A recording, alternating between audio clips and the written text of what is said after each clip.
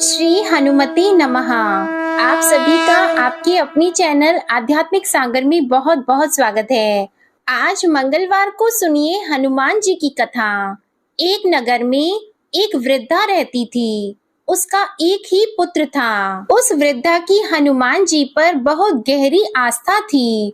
वह हर मंगलवार का व्रत रखती थी और हनुमान जी की पूजा आराधना करती थी। एक बार हनुमान जी ने अपनी भक्ति में उस वृद्ध महिला की श्रद्धा का परीक्षण करने का विचार किया।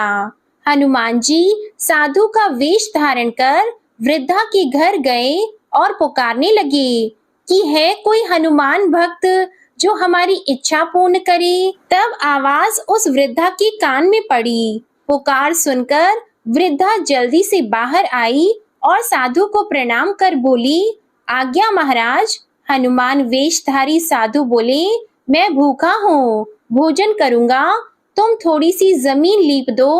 वृद्धा दुविधा में पड़ गई। अंततः हाथ जोड़कर बोली, महाराज, लीपने और मिट्टी खोदने के अतिरिक्त आप कोई दूसरी आज्ञा दें, मैं अवश्य पूर्ण करूंगी। साधु ने 3 बार प्रतिज्ञा कराने के बाद कहा, तू अपने बेटे को बुला, मैं उसकी पीठ पर आग जलाकर भोजन बनाऊंगा। यह सुनकर वृद्धा घबरा गई, परंतु वह प्रतिज्ञाबद्ध थी। उसने अपने पुत्र को बुलाकर साधु को सौंप दिया। साधु वेशधारी हनुमान जी ने वृद्धा के हाथों से ही उसके पुत्र को पेट के बल लेटाया और उसकी पीठ पर आग लगवा दी। आग जलाकर दुखी मन से वृद्धा अपने घर में चली गई। इधर भोजन बनाकर साधु ने वृद्धा को बुलाकर कहा कि उनका भोजन बन गया है, तुम अपने पुत्र को पुकारो ताकि वह भी आकर भोग लगा ले। इस पर वृद्धा बोली, उसका नाम लेकर मुझे और कष्ट न दें। लेकिन जब साधु महाराज नहीं माने तो वृद्धा ने अपने पुत्र को आवाज लगाई।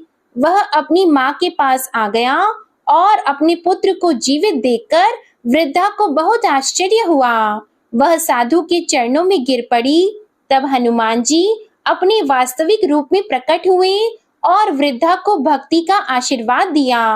तो प्रेम से बोले, शंकर भगवान की जय हो, बजरंग बली की जय हो। आइए सुनते हैं मंगलवार व्रत की पौराणिक कथा। एक बार नैमिषारण्य तीर्थ में 80,000 मुनि एकत्र होकर पुराणों के ज्ञाता श्री सूत जी से पूछने लगे, हे महामुनि, आपने हमें अनेक पुराणों की कथा सुनाई है।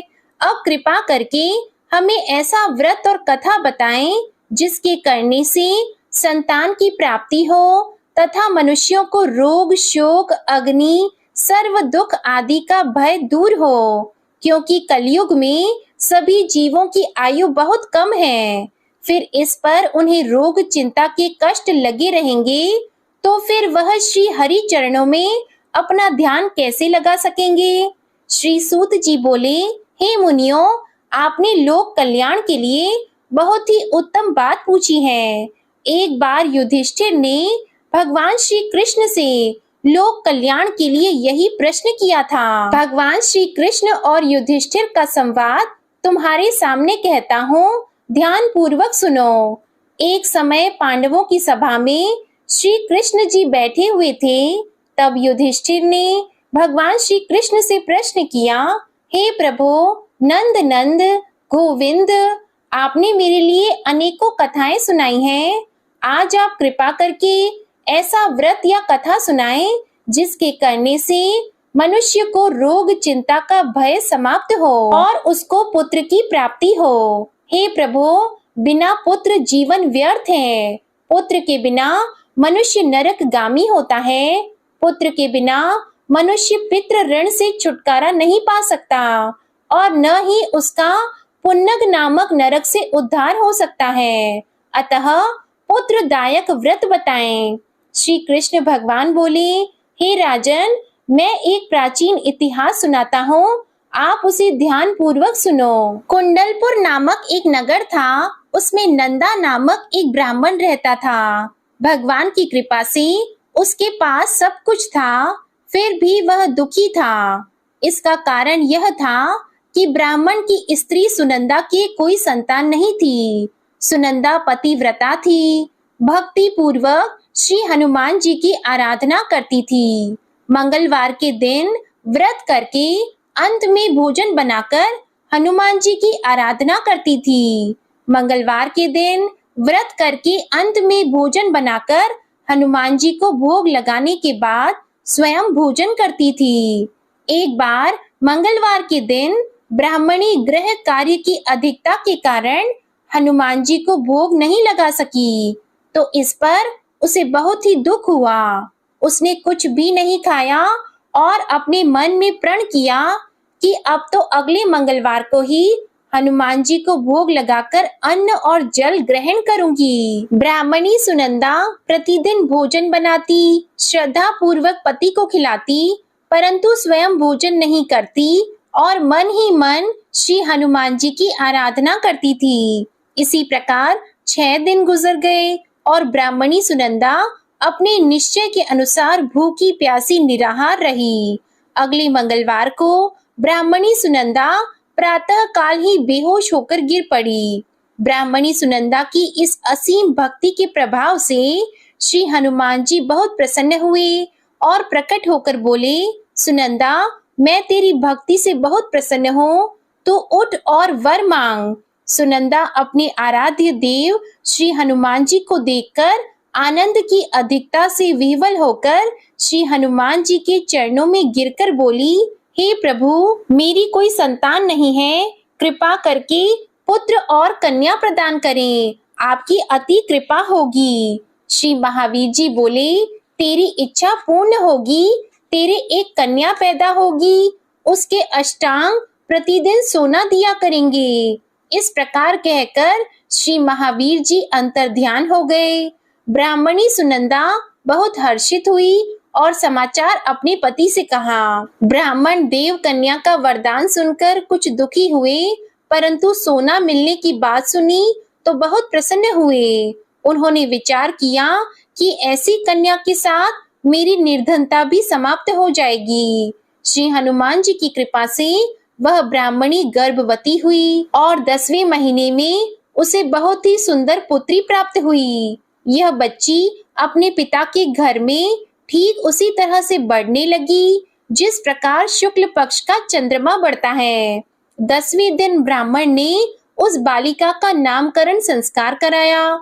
उसके कुल पुरोहित ने उस बालिका का नाम रत्नावली रखा, क्योंकि यह कन्या सोना प्रदान किया करती थी। इस कन्या ने पूर्व जन्म में बड़े ही विधान से मंगल देव का व्रत किया था। रत्नावली का अष्टांग बहुत सा सोना देता था। उस सोने से नंदा ब्राह्मण बहुत ही धनवान हो गया। अब ब्राह्मणी सुनंदा भी बहुत अभिमान करने लगी थी। समय बीतता रहा। अब रत्नावली 10 वर्ष की हो चुकी थी। एक दिन जब नंदा ब्राह्मण प्रसन्न चित्त था, तब सुनंदा ने अपने पति से कहा, मेरी पुत्री रत्नावली विवाह के योग्य हो गई है, इसलिए आप कोई सुंदर और योग्य वर देखकर विवाह कर दें। यह सुनकर ब्राह्मण बोला, अभी तो रत्नावली बहुत छोटी है। तब ब्राह्मणी बोली, शास्त्रों की आज्ञा है कि कन्या 8वें वर्ष में गौरी, 9 वर्ष रोहिणी, 10वें वर्ष में कन्या, इसके पश्चात रजस्वला हो जाती है। गौरी के दान से पाताल लोक की प्राप्ति होती है, रोहिणी के दान से बैकुंठ लोक की प्राप्ति होती है, कन्या के दान से इंद्र लोक में सुखों की प्राप्ति होती है। अगर हे पतिदेव रजस्वला का दान किया जाता है तो घोर नरक की प्राप्ति होती है। इस पर ब्राह्मण बोला, अभी तो रत्नावली मात्र 10 ही वर्ष की है और मैंने तो 16-16 साल की कन्याओं के विवाह कराए हैं, अभी जल्दी ही क्या है। तब ब्राह्मणी सुनंदा बोली, आपको तो लोभ अधिक हो गया है लगता है। अगर 11वें वर्ष में विवाह नहीं होता है तो उसमें मासिक धर्म के रक्त का पिता और बड़े भाई को पान करना पड़ता है। शास्त्रों में कहा गया है कि माता पिता और बड़ा भाई रजस्वला कन्या को देखते हैं तो वह अवश्य ही नरकगामी होते हैं। तब ब्राह्मण बोला, अच्छी बात है, कल मैं अवश्य ही योग्य वर की तलाश में अपना दूत भेजूंगा। दूसरे दिन ब्राह्मण ने अपने दूत को बुलाया और आज्ञा दी कि जैसी सुंदर मेरी कन्या है वैसा ही सुंदर वर उसके लिए तलाश करो। दूत अपने स्वामी की आज्ञा पाकर निकल पड़ा। पंपई नगरी में उसने एक सुंदर लड़के को देखा। यह बालक एक ब्राह्मण परिवार का बहुत गुणवान पुत्र था। इसका नाम सोमेश्वर था। दूत ने इस सुंदर और गुणवान ब्राह्मण पुत्र के बारे में अपने स्वामी को पूर्ण विवरण दिया। ब्राह्मण नंदा को भी सोमेश्वर अच्छा लगा और फिर एक शुभ मुहूर्त में विधि पूर्वक कन्यादान करके ब्राह्मण संतुष्ट हुए। परंतु ब्राह्मण के मन में तो लोभ समाया हुआ था।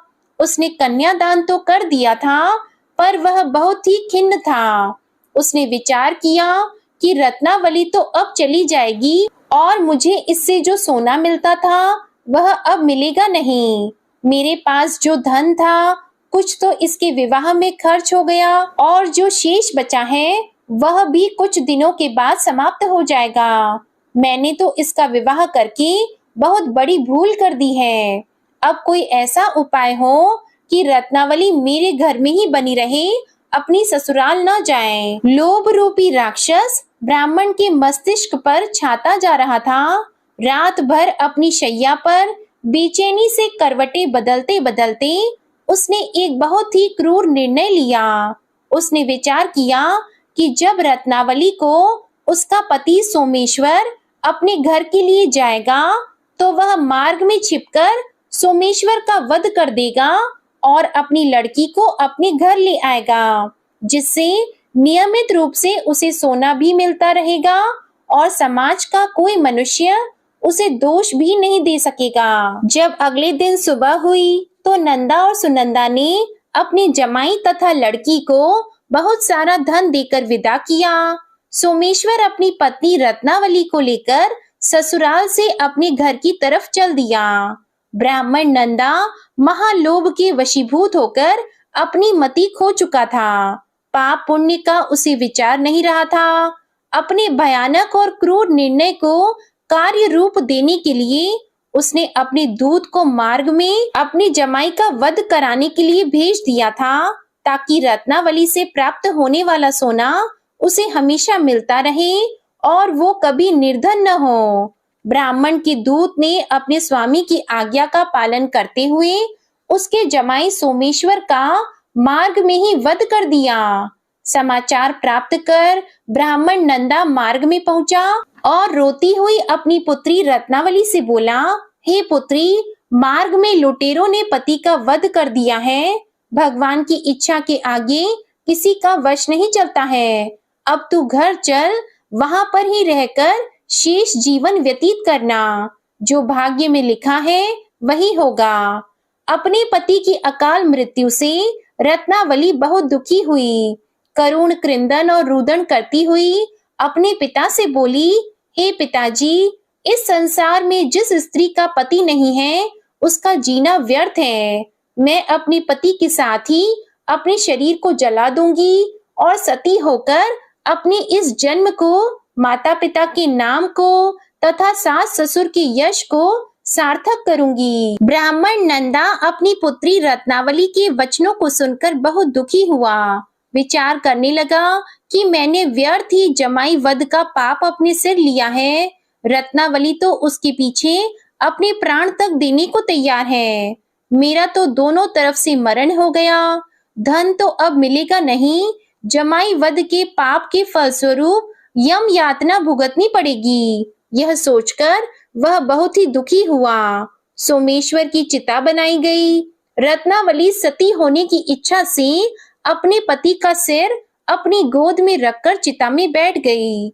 जैसे ही सोमेश्वर की चिता को अग्नि लगाई गई, वैसे ही प्रसन्न होकर मंगल देव वहां प्रकट हुए और बोले, हे रत्नावली, मैं तेरी पति भक्ति से बहुत प्रसन्न हूँ, तू वर मांग। तब रत्नावली ने अपने पति का जीवन दान मांगा। मंगल देव बोले, रत्नावली, तेरा पति अजर अमर है, यह महाविद्वान भी होगा और इसके अलावा तेरी जो इच्छा हो वह वर मांग। तब रत्नावली बोली, हे ग्रहों के स्वामी, यदि आप मुझ पर प्रसन्न हैं तो मुझे यह वरदान दीजिए कि जो भी मनुष्य मंगलवार के दिन प्रातः काल लाल पुष्प, लाल चंदन से पूजा करके आपका स्मरण करेगा, उसको रोग व्याधि नहीं होगी, स्वजनों से कभी वियोग नहीं होगा, सर्प, अग्नि तथा शत्रुओं का भय नहीं रहेगा, और जो स्त्री मंगलवार का व्रत करेगी वह कभी विधवा नहीं होगी। मंगल देव ने तथास्तु कहकर अंतर ध्यान हो गए। सोमेश्वर मंगल देव की कृपा से जीवित हो उठा। रत्नावली अपने पति को पुनः प्राप्त कर बहुत प्रसन्न हुई और मंगल देव का व्रत प्रत्येक मंगलवार को करके व्रतराज और मंगल देव की कृपा से इस लोक में सुख ऐश्वर्य को भोगते हुए अंत में अपने पति के साथ स्वर्ग लोक को गई। प्रेम से बोलिए जय श्री हनुमान। आइए अब सुनते हैं श्री राम नाम की महिमा। लंकापति रावण के वध के बाद जब अयोध्यापति प्रभु श्री राम की कीर्ति दूर दूर तक फैल रही थी और वह मर्यादा पुरुषोत्तम कहलाने लगे थे, तब एक दिन महादेव शिव की इच्छा भी मर्यादा पुरुषोत्तम श्री राम से मिलने की हुई। पार्वती जी को संग लेकर महादेव जी कैलाश पर्वत से उतरकर अयोध्या नगरी के रास्ते पर चल पड़े। भगवान शिव और माँ पार्वती को अयोध्या आया देखकर राम जी बहुत खुश हुए। माता जानकी ने उनका उचित आदर सत्कार किया और स्वयं भोजन बनाने के लिए रसोई में चली गई। इस बीच भगवान शिव ने श्री राम जी से पूछा, आपके सेवक हनुमान जी दिखाई नहीं दे रहे हैं। तब श्री राम बोले, वे बगीचे में हैं। शिव जी ने श्री राम जी से बगीचे में जाने की अनुमति मांगी और पार्वती जी का हाथ थामकर बगीचे में आ गए। बगीचे की खूबसूरती देखकर उनका मन मोहित हो गया। आम के एक घने वृक्ष के नीचे हनुमान जी दीन दुनिया से बेखबर गहरी नींद में सोए हुए थे और एक लय में खर्राटों से राम नाम की ध्वनि उठ रही थी। चकित होकर शिवजी और माता पार्वती एक दूसरे की ओर देखने लगे। माता पार्वती मुस्कुरा उठी और वृक्ष की डालियों की ओर इशारा किया। राम नाम सुनकर पेड़ की डालियां भी झूमने लगी थी और इनके बीच से भी राम नाम उच्चारित हो रहा था। शिवजी इस राम नाम की धुन में मस्त मगन होकर खुद भी राम राम कहकर नाचने लगे। माता पार्वती जी ने भी अपने पति का अनुसरण किया और अपने कोमल पैर थिरकाने लगी। शिवजी और माता पार्वती जी के नृत्य से ऐसी झनकार उठी कि स्वर्ग लोक के देवता गण भी आकर्षित होकर बगीचे में आ गए और राम नाम की धुन में सभी मस्त हो गए। माता जानकी भोजन तैयार करके प्रतीक्षा कर रही थी, परंतु संध्या घिरने पर भी अतिथि नहीं पधारे। तब अपने देवर लक्ष्मण जी को बगीचे में भेजा।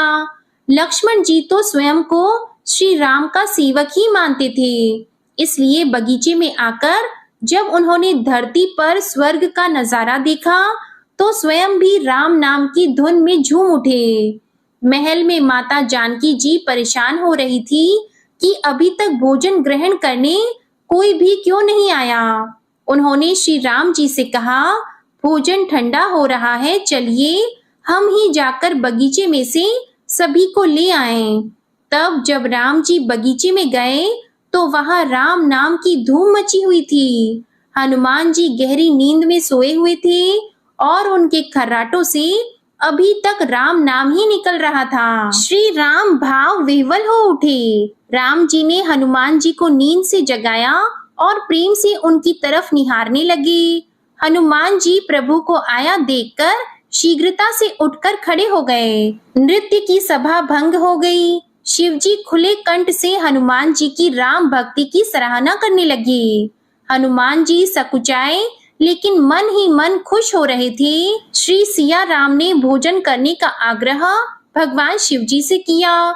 सभी लोग महल में भोजन करने के लिए चल पड़े। माता जानकी जी भोजन परोसने लगी। हनुमान जी को भी श्री राम जी ने पंक्ति में बैठने का आदेश दिया। हनुमान जी बैठ तो गए, परंतु आदत ऐसी थी कि राम जी के भोजन परोसने के उपरांत ही सभी लोग भोजन करते थे। आज श्री राम के आदेश से पहले भोजन करना पड़ रहा था। माता जानकी हनुमान जी को भोजन परोसती जा रही थी, परंतु हनुमान जी का पेट ही नहीं भर रहा था। सीता जी कुछ समय तक तो उन्हें भोजन परोसती रही, फिर समझ गई कि इस तरह से तो हनुमान जी का पेट नहीं भरेगा। उन्होंने तुलसी के एक पत्ते पर राम नाम लिखा और भोजन के साथ हनुमान जी को परोस दिया। तुलसी पत्र खाते ही हनुमान जी को संतुष्टि मिली और वह भोजन खाकर उठकर खड़े हो गए। भगवान शिव शंकर ने प्रसन्न होकर हनुमान जी को आशीर्वाद दिया कि आपकी राम भक्ति युगों युगों तक याद की जाएगी और आप संकट मोचन के नाम से जाने जाएंगे। आइए अब सुनते हैं राम नाम की महिमा की दूसरी कहानी। महादेव जी को एक बार बिना कारण के किसी को प्रणाम करते देखकर पार्वती जी ने पूछा, आप किसको प्रणाम करते रहते हैं? तब शिव जी ने अपनी धर्म पत्नी पार्वती जी से कहा कि हे देवी, जो व्यक्ति एक बार राम कहता है उसे मैं 3 बार प्रणाम करता हूँ। पार्वती जी ने एक बार शिव जी से पूछा, आप शमशान में क्यों जाते हैं और ये चिता की भस्म शरीर पर क्यों लगाते हैं? उसी समय शिव जी पार्वती जी को शमशान ले गए। वहां एक शव अंतिम संस्कार के लिए लाया गया। लोग राम नाम सत्य है कहते हुए शव को ला रहे थे। शिव जी ने कहा कि देखो पार्वती, इस शमशान की ओर जब लोग आते हैं तो राम नाम का स्मरण करते हुए आते हैं और इस शव के निमित्त से कई लोगों के मुख से मेरा अति प्रिय दिव्य राम नाम निकलता है। उसी को सुनने मैं शमशान में आता हूँ और इतने लोगों के मुख से राम नाम का जप करवाने में निमित्त बनने वाले इस शव का मैं सम्मान करता हूँ, प्रणाम करता हूँ और अग्नि में जलने के बाद उसकी भस्म को अपने शरीर पर लगा लेता हूँ। राम नाम बुलवाने वाले के प्रति मुझे इतना प्रेम है। एक बार शिव जी कैलाश पर पहुंचे और पार्वती जी से भोजन मांगा। तब पार्वती जी विष्णु सहस्त्र नाम का पाठ कर रही थी। पार्वती जी ने कहा, अभी पाठ पूरा नहीं हुआ है, कृपया थोड़ी देर प्रतीक्षा कीजिए। तब शिव जी ने कहा कि इसमें तो समय और श्रम दोनों लगेंगे। संत लोग जिस तरह से सहस्त्र नाम को छोटा कर लेते हैं और नित्य जपते हैं, वैसा उपाय कर लो। तो पार्वती जी ने पूछा कि वो उपाय कैसे करते हैं, मैं सुनना चाहती हूँ। तो शिव जी ने बताया, केवल एक बार राम कह लो, तुम्हें सहस्त्र नाम भगवान के 1000 नाम लेने का फल मिल जाएगा। एक राम नाम 1000 दिव्य नामों के समान है। तब पार्वती जी ने वैसा ही किया। भगवान बोले, श्री राम राम रामेति रमे रामे मनोरमे सहस्त्र नाम तततुल्यम राम नाम वरानने।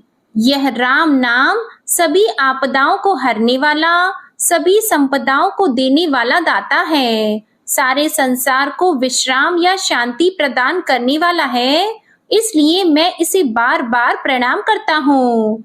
भवसागर की सभी समस्याओं और दुखों के बीजों को भूंज के रख देने वाला, समूल नष्ट कर देने वाला, सुख संपत्तियों को अर्जित करने वाला, यमदूतों को खदेड़ने वाला केवल राम नाम का जप है। इसलिए प्रयास पूर्वक स्वयं भी राम नाम जपते रहना चाहिए और दूसरों को भी प्रेरित करके राम नाम जपना चाहिए। इससे अपना और दूसरों का तुरंत कल्याण हो जाता है। यही सबसे सुलभ और अचूक उपाय है। इसलिए हमारे देश में प्रणाम राम राम कहकर किया जाता है। आइए अब सुनते हैं बिल्व वृक्ष की महिमा।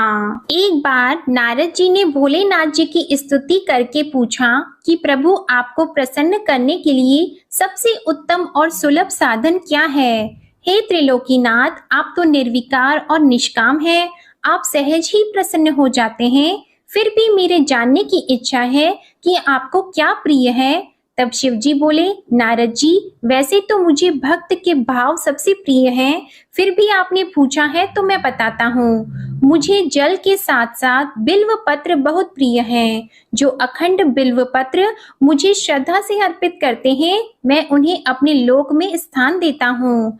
नारद जी भगवान शंकर और माता पार्वती की वंदना करके अपने लोक को चले गए। उनके जाने के पश्चात पार्वती जी ने शिव जी से पूछा कि हे प्रभु, मेरी ये जानने की बड़ी तीव्र इच्छा हो रही है कि आपको बेल पत्र इतने प्रिय क्यों हैं? कृपा करके मेरी जिज्ञासा को शांत कीजिए। तब शिव जी बोले, हे शिवे, बिल्व के पत्ते मेरी जटा के समान हैं। उसका त्रिपत्र यानी 3 पत्ते ऋग्वेद, यजुर्वेद और सामवेद हैं। शाखाएं समस्त शास्त्र का स्वरूप है। बिल्व वृक्ष को आप पृथ्वी का कल्प वृक्ष समझें, जो ब्रह्मा, विष्णु और शिव स्वरूप है। हे पार्वती, स्वयं महालक्ष्मी जी ने शैल पर्वत पर बिल्व वृक्ष रूप में जन्म लिया था। इस कारण भी बेल का वृक्ष मेरे लिए अति प्रिय है। महालक्ष्मी जी ने बिल्व का रूप धरा, ये सुनकर पार्वती जी कौतूहल में पड़ गईं और पार्वती जी कौतूहल से उपजी जिज्ञासा को रोक न पाईं। उन्होंने पूछा, देवी लक्ष्मी ने आखिर बिल्व वृक्ष का रूप क्यों लिया? आप ये कथा विस्तार से कहें। तब भोलेनाथ ने देवी पार्वती जी को कथा सुनाना आरंभ किया। हे देवी, सतयुग में ज्योति रूप में मेरे अंश का रामेश्वर लिंग था। ब्रह्मा आदि देवों ने उसका विधिवत पूजन अर्चन किया था। इसका परिणाम ये हुआ कि मेरे अनुग्रह से वाणी देवी सबकी प्रिय हो गई। वे भगवान विष्णु को सतत प्रिय हो गई। मेरे प्रभाव से भगवान केशव के मन में वाग देवी के लिए जितनी प्रीति उत्पन्न हुई, वह स्वयं लक्ष्मी जी को नहीं भाई। लक्ष्मी देवी का श्री हरि के प्रति मन में कुछ दुराव पैदा हो गया। वह चिंतित और रुष्ट होकर चुपचाप परम उत्तम श्री शैल पर्वत पर चली गईं। वहां उन्होंने तप करने का निश्चय किया और उत्तम स्थान का चयन करने लगी। महालक्ष्मी ने उत्तम स्थान का निश्चय करके मेरे लिंग विग्रह की उग्र तपस्या प्रारंभ की। उनकी तपस्या कठोरतम होती जा रही थी। हे परमेश्वरी, कुछ समय के बाद महालक्ष्मी जी ने मेरे लिंग विग्रह से थोड़ा ऊर्ध्व में एक वृक्ष का रूप धारण कर लिया। अपने पत्तों और पुष्प द्वारा निरंतर मेरा पूजन करने लगी। इस तरह महालक्ष्मी जी ने लाखों वर्षों तक घोर आराधना की। अंततः उन्हें मेरा अनुग्रह प्राप्त हुआ। मैं वहां प्रकट हुआ और देवी से इस घोर तप की आकांक्षा पूछकर वर देने को तैयार हुआ। महालक्ष्मी जी ने मांगा कि श्री हरि के हृदय में मेरे भाव से वाग देवी के लिए जो स्नेह हुआ है वह समाप्त हो जाए। तब शिव जी बोले, मैंने महालक्ष्मी जी को समझाया, श्री हरि के हृदय में आपके अतिरिक्त किसी और के लिए कोई प्रेम नहीं है। वाग देवी के प्रति उनका प्रेम नहीं अपितु श्रद्धा है। यह सुनकर लक्ष्मी जी प्रसन्न हो गईं और पुनः श्री विष्णु के हृदय में स्थित होकर निरंतर उनके साथ विहार करने लगी। हे पार्वती, महालक्ष्मी के हृदय का एक बड़ा विकार इस प्रकार दूर हो गया। इस कारण हरिप्रिया उसी वृक्ष रूप में सर्वदा अतिशय भक्ति से भरकर यत्न पूर्वक मेरी पूजा करने लगी। हे पार्वती, इसी कारण विश्व का वृक्ष, उसके पत्ते, फल, फूल आदि मुझे बहुत प्रिय हैं। मैं निर्जन स्थान में बिल्व वृक्ष का आश्रय लेकर रहता हूँ। बेल वृक्ष को सदा सर्व तीर्थ में एवं सर्व देवमय मानना चाहिए। बिल्व पत्र, बिल्व फूल, बिल्व वृक्ष अथवा बिल्व काष्ठ के चंदन से जो मेरा पूजन करता है वह भक्त मेरा अति प्रिय है। बिल्व वृक्ष को शिव के समान ही समझो। वह मेरा शरीर है जो बिल्व पर चंदन से मेरा नाम अंकित करके मुझे अर्पण करता है। मैं उसे सभी पापों से मुक्त करके अपने लोक में स्थान देता हूँ। हे देवी, उस व्यक्ति को स्वयं लक्ष्मी जी भी नमस्कार करती हैं जो मेरा पूजन करते हैं। जो बिल्व मूल में प्राण छोड़ता है उसको रुद्र देह प्राप्त होता है और ऐसे मनुष्य पर सदैव ही माता लक्ष्मी की कृपा रहती है और साथ ही साथ भगवान नारायण की कृपा भी उन पर सदैव बनी रहती है। प्रेम से बोलिए भगवान शिव और माता पार्वती की जय। आइए अब सुनते हैं मंगलवार को सुनी जाने वाली मंगला गौरी माता की पौराणिक कथा। कुरु देश में श्रुत कीर्ति नामक एक विद्वान, कीर्तिशाली, शत्रुओं का नाश करने वाला, 64 कलाओं का ज्ञाता तथा धनुर्विद्या में कुशल राजा हुआ था। पुत्र के अलावा अन्य सभी शुभ चीजें उस राजा के पास थी, इसलिए वह राजा संतान के विषय में अत्यंत चिंतित हुआ और जब ध्यान पूर्वक देवी की आराधना करने लगा, तब उसकी कठोर तपस्या से देवी प्रसन्न हो गई और उससे यह वचन बोली कि हे सुव्रत, वर मांगो। तब श्रुतकीर्ति बोला, हे देवी, यदि आप मुझ पर प्रसन्न हो तो मुझे सुंदर पुत्र दीजिए। हे देवी, आपकी कृपा से अन्य किसी भी वस्तु का अभाव नहीं है।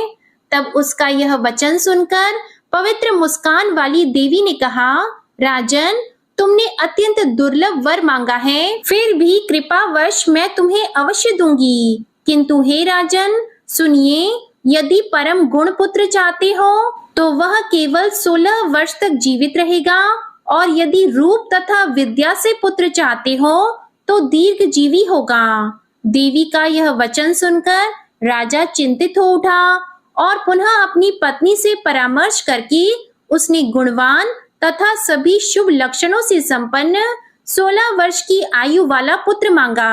तब देवी ने भक्ति संपन्न राजा से कहा, हे नृपनंदन, मेरे मंदिर के द्वार पर आम का वृक्ष है, उसका एक फल लाकर मेरी आज्ञा से अपनी पत्नी को उसे भक्षण हेतु प्रदान करो, जिससे वह शीघ्र ही गर्भ धारण करेगी, इसमें संदेह नहीं है। प्रसन्न होकर राजा ने वैसा ही किया और उसकी पत्नी ने गर्भ धारण कर लिया। 10वें महीने में उसने देवतुल्य सुंदर पुत्र को जन्म दिया। तब हर्ष तथा शोक से युक्त राजा ने बालक का जात कर्म आदि संस्कार किया और शिव का स्मरण करते हुए उसका नाम चिरायु रखा। इसके बाद पुत्र के 16 वर्ष के होने पर पत्नी सहित राजा चिंता में पड़ गए और वे विचार करने लगी कि यह पुत्र बड़े कष्ट से प्राप्त हुआ है और मैं इसकी दुखद मृत्यु अपने ही सामने कैसे देख सकूंगा। ऐसा विचार करके राजा ने पुत्र को उसके मामा के साथ काशी भेज दिया।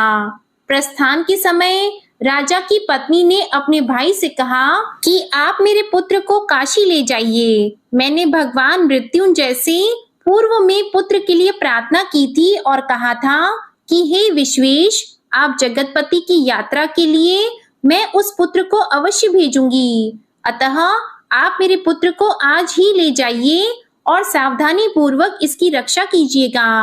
अपनी बहन की यह बात सुनकर भांजे के साथ वह चल पड़ा। कई दिनों तक चलते चलते वह आनंद नामक नगर में पहुंचा। वहां सभी प्रकार की समृद्धियों से संपन्न वीरसेन नाम वाला राजा रहता था। उस राजा की एक सर्व लक्षण संपन्न युवावस्था प्राप्त मनोहर और रूप लावण्यमयी मंगला गौरी नामक कन्या थी। उत्तम सौंदर्य अभिवृद्धि को प्राप्त वह कन्या किसी समय सखियों के साथ नगर के उपवन में क्रीड़ा करने के लिए गई हुई थी। उसी समय वह चिरायु तथा उसका मामा वे दोनों भी वहां पहुंच गए और उन कन्याओं को देखने की लालसा से वहीं विश्राम करने लगी। इसी बीच विनोद पूर्वक क्रीड़ा करती हुई उन कन्याओं में से किसी एक ने कुपित होकर राजकुमारी को राणा यह कुवचन कह दिया। तब उस अशुभ वचन को सुनकर राजकुमारी ने कहा कि तुम अनुचित बातें क्यों बोल रही हो? मेरे कुल में तो इस प्रकार की कोई नहीं है। मंगला गौरी की कृपा से तथा उनके व्रत के प्रभाव से विवाह के समय जिसके सर पर मेरे हाथ से अक्षत पड़ेंगी, हे सखी, वह यदि अल्प आयु वाला भी होगा तो भी चिरंजीवी हो जाएगा। इसके बाद वे सभी कन्याएं अपने अपने घर चली गईं। उसी दिन राजकुमारी का विवाह था। बालिक देश के दृढ़धर्मा नामक राजा के सुकेत नाम वाले पुत्र के साथ उसका विवाह निश्चित किया गया था। वह सुकेत विद्याहीन, कुरूप तथा बहरा था। तब सुकेत के साथ आए हुए उन लोगों ने विचार किया कि इस समय कोई दूसरा श्रेष्ठ वर ले जाना चाहिए और विवाह संपन्न हो जाने के बाद वहां सुकेत पहुंच जाए। तो उन लोगों ने चिरायु के मामा के पास जाकर याचना की कि आप इस बालक को हमें दे दीजिए, जिससे हमारा कार्य सिद्ध हो जाए। इस पृथ्वी पर परोपकार के समान दूसरा कोई धर्म नहीं है। तब उनकी बात सुनकर चिरायु का मामा मन ही मन बहुत प्रसन्न हुआ, क्योंकि इसने उपवन में पहले ही कन्या मंगला गौरी की बात सुन ली थी। फिर भी उसने एक बार कहा कि आप लोग इसे किस लिए मांग रहे हैं? कार्य की सिद्धि हेतु वस्त्र, अलंकार आदि मांगे जाते हैं, वर तो कहीं भी नहीं मांगा जाता। तथापि आप लोगों का सम्मान रखने के लिए मैं इसे दे रहा हूँ। इसके बाद चिरायु को वहां ले जाकर उन लोगों ने विवाह संपन्न कराया। सप्तपदी आदि के हो जाने पर रात्रि में शिव पार्वती की प्रतिमा के समक्ष उस चिरायु ने हर्ष युक्त होकर मंगला गौरी के साथ शयन किया। उसी दिन चिरायु के 16 वर्ष पूर्ण हो चुके थे और अर्धरात्रि में साक्षात काल सर्प रूप में वहां आ गया। इसी बीच संयोगवश राजकुमारी जाग गई। उसने उस महासर्प को वहां देखा और वह भय से व्याकुल होकर कांपने लगी। तभी उस कन्या ने धैर्य धारण किया, 16 उपचारों से सर्प की पूजा की और पीने के लिए उसे दूध दे दिया। उसने दीनता भरी वाणी में उस सर्प की प्रार्थना की और स्तुति की। मंगला गौरी प्रार्थना करने लगी कि मैं उत्तम व्रत को करूंगी जिससे मेरे पति जीवित रहें। यह जिस तरह से चिरकाल तक जीवित रहें, आप वैसा कीजिए। इतने में सर्प वहां स्थित एक कमंडल में प्रवेश कर गया और उस मंगला गौरी ने अपनी कंचुकी से उस कमंडल का मुंह बांध दिया। इसी बीच उसका पति अंगड़ाई लेकर जाग गया और अपनी पत्नी से बोला, हे प्रिये, मुझे भूख लगी है। तब वह अपनी माता के पास जाकर खीर, लड्डू आदि ले आई और उसके द्वारा दिए भोज्य पदार्थ को उसने प्रसन्न मन होकर खाया। भोजन के बाद हाथ धोते समय उसके हाथ से अंगूठी गिर पड़ी। तांबूल खाकर वह पुनः सो गया। उसके बाद मंगला गौरी कमंडल को फेंकने के लिए जाने लगी। विधि की कैसी गति है कि उस कमंडल में से बाहर की ओर जगमग करती हुई हार कांति को देखकर वह आश्चर्यचकित हो गई। घट में स्थित उस हार को उसने अपने कंठ में धारण कर लिया। इसके बाद कुछ रात शेष रहते ही चिरायु का मामा आकर उसे ले गया। इसके बाद वर पक्ष के लोग सुकेत को वहां ले आए। उसे देखकर मंगला गौरी ने कहा कि यह मेरा पति नहीं है। तब उन सभी ने उससे कहा कि हे शुभे, तुम यह क्या बोल रही हो? यहाँ तुम्हारा कोई परिचायक हो तो उसे हम लोगों को बताओ। मंगला गौरी बोली, जिसने रात में 9 रत्नों से बनी अंगूठी दी है, उसकी अंगुली में इसे डालकर परिचायक निशानी देख ले। मेरे पति ने रात्रि में मुझे जो हार दिया था, उसके रत्नों का समुदाय कैसा है, उस बात को ये बताएं। ये तो कोई अन्य ही है। इसके अलावा रात में परस्पर भाषण तथा भोजन आदि जो कुछ किया गया था, उसे भी यह बता दें, तब यह निश्चय ही मेरे पति हैं। इस प्रकार उसका वचन सुनकर सभी ठीक है कहने लगे, किंतु जब एक भी बात ना मिली, तब सभी ने सुकेत को उसका पति होने से निषिद्ध कर दिया और वर पक्ष वाले जिस तरह से आए थे उसी तरह से चले गए। उसके बाद अपने वंश को बढ़ाने वाली महान यश से संपन्न तथा परम मनस्वी मंगला गौरी के पिता ने अन्न पान आदि का सत्र चलाया। उन्होंने वर पक्ष का वृतांत कानों कान सुन लिया कि स्वरूप से कुरूप होने के कारण लोगों के द्वारा किसी अन्य को वर के रूप में आदर पूर्वक लाया गया था। तब उन्होंने अपनी कन्या को पर्दे के भीतर बिठा दिया। उसके बाद 1 वर्ष बीतने पर यात्रा करके चिरायु अपने मामा के साथ यह देखने आया कि विवाह के बाद वहां क्या हुआ। तब भीतर से उसे देखकर वह मंगला गौरी अत्यंत प्रसन्न हुई और माता पिता से बोली कि मेरे पति आ गए हैं। तब राजा ने अपने स्वजनों को बुलाकर पूर्व में कहे गए सभी परिचायकों को निशानी को देकर मंद मुस्कान वाली अपनी कन्या चिरायु को सौंप दी। राजा ने शिष्ट जनों को साथ लेकर विवाह का उत्सव कराया। इसके बाद राजा वीरसेन ने वस्त्र आभूषण आदि, सेना, घोड़े, रथ और अन्य भी बहुत सी सामग्रियां देकर उन्हें विदा किया। उसके बाद कुल को आनंदित करने वाला वह चिरायु पत्नी तथा मामा को साथ लेकर सेना के साथ अपने नगर पहुंचा। लोगों के मुख से उसे आया हुआ सुनकर उसके माता पिता को विश्वास नहीं हुआ। उन्होंने सोचा कि प्रारब्ध अन्यथा कैसे हो सकता है। इतने में वह अपने माता पिता के पास आ गया और स्नेह से परिपूर्ण वह चिरायु भक्ति पूर्वक उनके चरणों में गिर पड़ा। तब अपने पुत्र का मस्तक सूंघकर उन दोनों ने परम आनंद प्राप्त किया।